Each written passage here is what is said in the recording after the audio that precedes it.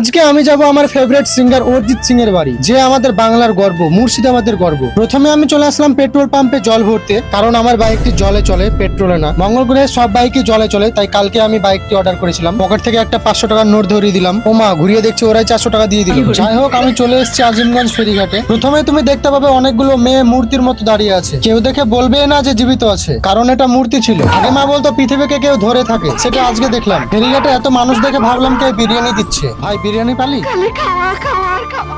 যাই হোক, ভাইয়ের মনটা মনে হয় ভালো ছিল না। নৌকায় উঠে দেখি একটা কুমিরের বাচ্চা সাঁতার কাটছে, দেখতে মানুষের মতো।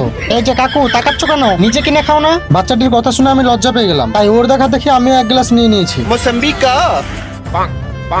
জিয়াগঞ্জ পৌঁছে গেছি, কিন্তু কোথায় অরিজিৎ সিং? তাই এক রাজমিস্ত্রি ভাইকে জিজ্ঞেস করতেই সে আমাকে সব বুঝিয়ে দিল, এবং সে নিজে হাতে অরিজিৎ সিং এর বাড়িটি বানিয়ে দিয়েছে। ফাইনালি আমি অরিজিৎ সিং এর বাড়ি খুঁজে পেয়ে গেছি। এখন আমি অরিজিৎ সিং এর বাড়ির গেটের সামনে। অরিজিৎ সিং কে যারা ভালোবাসো কমেন্ট করো।